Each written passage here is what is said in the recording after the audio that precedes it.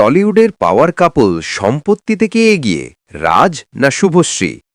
ভোটের লড়াইয়ের পাশাপাশি এবার আলোচনায় টলিউডের জনপ্রিয় দম্পতি রাজ চক্রবর্তী ও শুভশ্রী গঙ্গোপাধ্যায়, কারণ মনোনয়ন জমা দিতেই প্রকাশ্যে এসেছে তাদের সম্পত্তির বিস্তারিত হিসেব।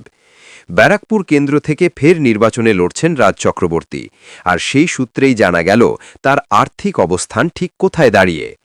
রাজের রয়েছে কয়েক কোটি টাকার সম্পত্তি, বিলাসবহুল গাড়ি যেমন ভলভো XC90, টাটা নেক্সন, সঙ্গে শহরের অভিজাত এলাকায় ফ্ল্যাট, জমি এবং নিজস্ব প্রযোজনা সংস্থা।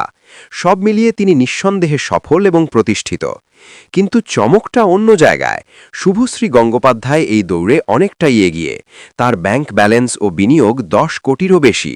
সোনার গয়না, সম্পত্তি ও অন্যান্য সম্পদ মিলিয়ে তার মোট সম্পত্তির পরিমাণ আরও বড়। অর্থাৎ এই দম্পতির মধ্যে আর্থিক দিক থেকে এগিয়ে রয়েছেন শুভশ্রী।